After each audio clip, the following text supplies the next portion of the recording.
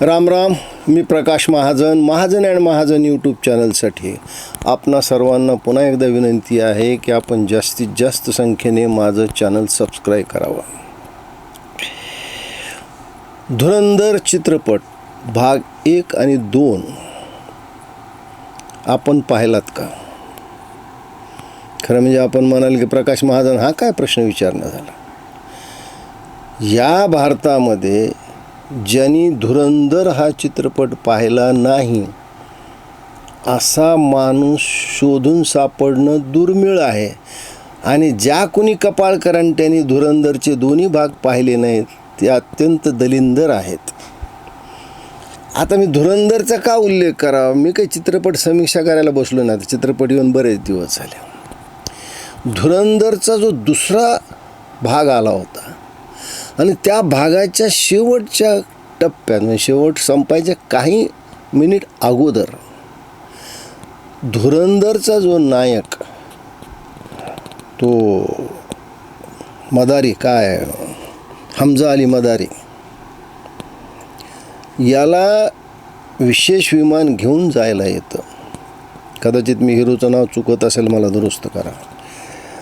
आणि त्या हिरोला भारताच्या गुप्तचर यंत्रणेचा प्रमुख सांगतो, पाकिस्तानच्या गुप्तचर यंत्रणेच्या प्रमुखाला, की त्याला इथं तुम्ही सोडा आणि तिथून त्याला त्या विमानापर्यंत घेऊन यायला एक गाडी येते.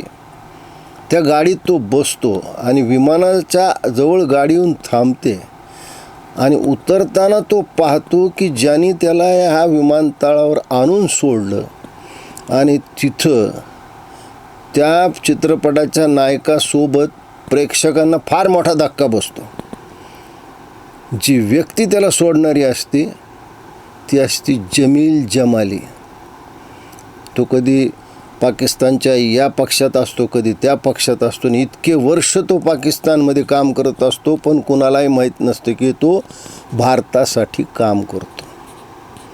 म्हणजे किती शांतपणे, किती संभावितपणे, कधी क्रूर वागून, कधी विनोदी वागून, कधी लाचारी करून तो भारताच्या बाजूनं काम करत असतो. आता हे सांगण्याचं कारण असं आहे की महाविकास आघाडीमध्ये भारतीय जनता पक्षाने एक जमील जमाली पाठवलेला आहे. आता तुम्ही म्हणताल कोण? तो जमील जमाली आहे संजय राऊत. तुम्ही म्हणताल प्रकाश महाजन काय बोलतात ते? या संजय राऊतची एक दूरदर्शनवर मला आठवतं ते प्रदीप भिडे नावाचे एक निवेदक होते, त्यांनी एक मुलाखत घेतली. त्यांनी राजकारणाविषयी आणि त्यावेळेसच्या शिवसेनेविषयी म्हणजे ज्यावेळेस स्वर्गवासी बाळासाहेब हयात होते यांच्याविषयी काही उद्गार काढले. ते तुम्ही मुलाखत कुठं यूट्यूबवर किंवा कुठं नेटवर मिळाली तर जरूर पहा. काही गोष्टी मला ती मुलाखत मला इथं दाखवता येत नाही, त्या कॉपीराईटच्या मर्यादा आहेत. 1991 साली हा जमील जमाली उर्फ संजय राऊत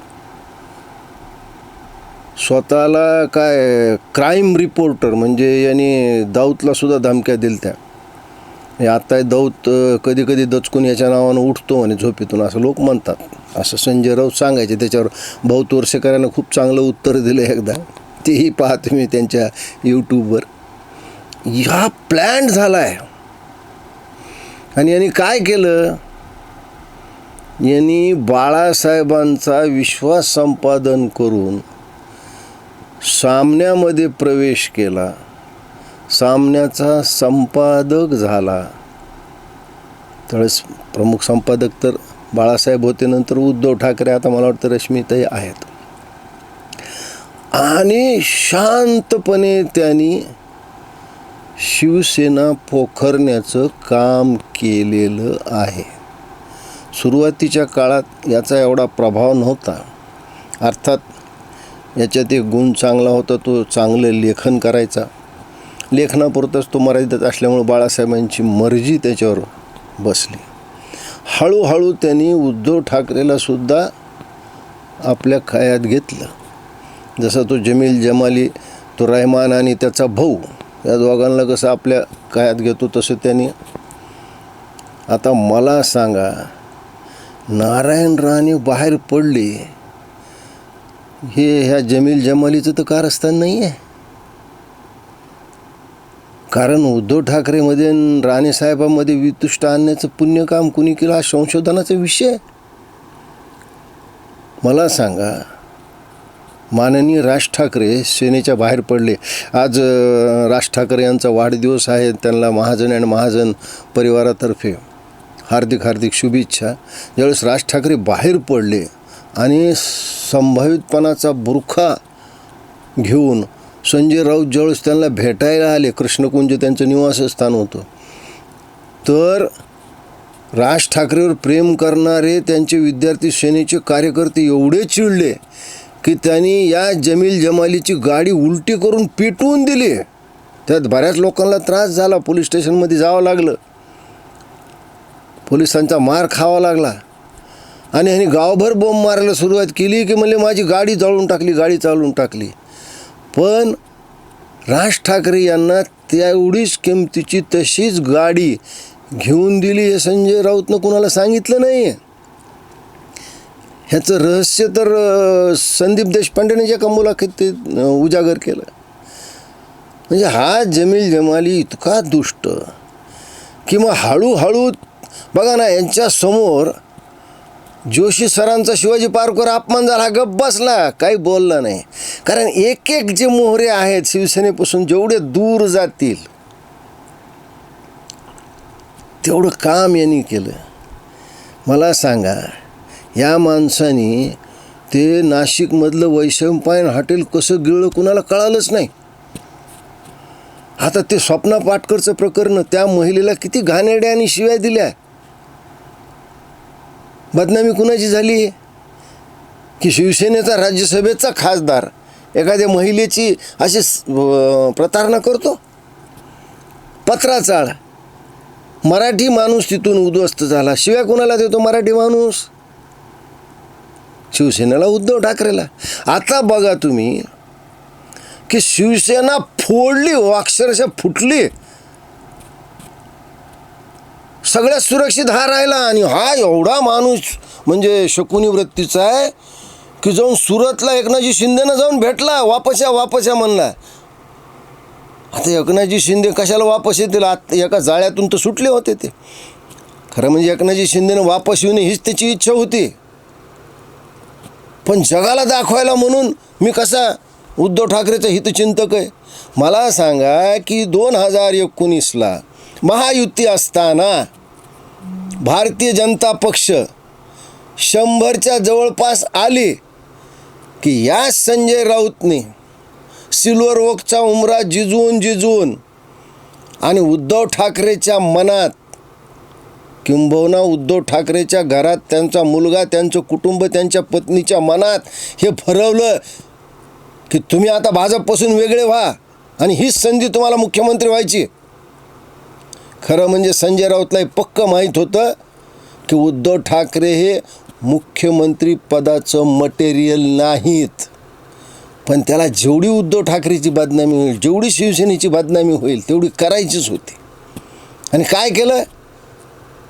महायुतीतून, भारतीय जनता पक्षातून उद्धव ठाकरेला बाजूला करून उद्धव ठाकरेला शरद पवारच्या दारात आणून बांधलं. आणि तिथेही त्यांनी डाव खेळला. एकनाथजी शिंदेला मुख्यमंत्री होऊ दिलं नाही, उद्धव ठाकरेला व्हायला सांगितलं. आणि या मंत्रिमंडळात यांचा लहान भाऊ सुनील राऊतची वर्णी लागली नाही हा अक्षरशः सुडाच्या आगीनं धसमसत होता. आणि त्यांनी जो खेळ खेळला, उभ्या शिवसेनेची फूट पडली. शिवसेना कधी नव्हतं एवढी कमकुवत झाली की आज शिवसेना उबाटा गट झाला.